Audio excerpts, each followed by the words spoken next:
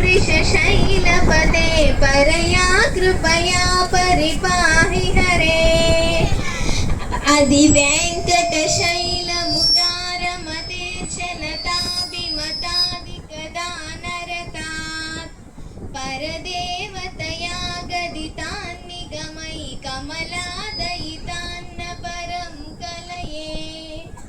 कलवेणुरवावशगोपवधू शतकोटिवृतात् स्मरकोटिसमात्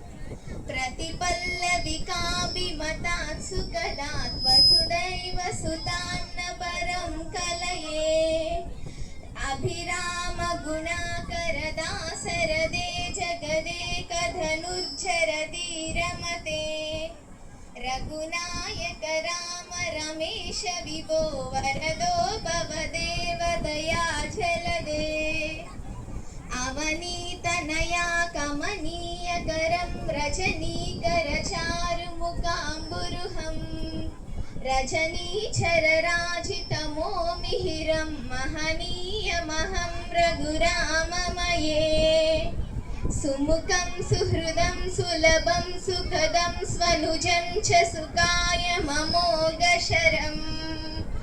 अपहाय रमूद्वहमन्यमहं न कथं च न जातु भजे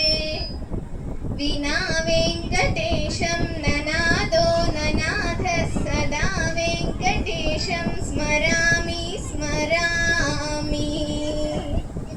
हरे वेङ्कटेशं प्रसीद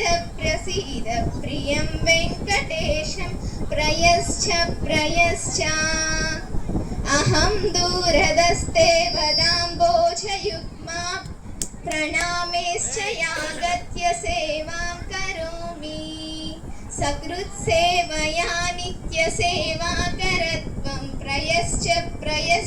प्रभो वेङ्कटेश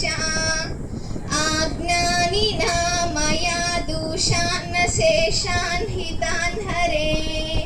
क्षमस्वत्वं शेषशैलशिखामणे।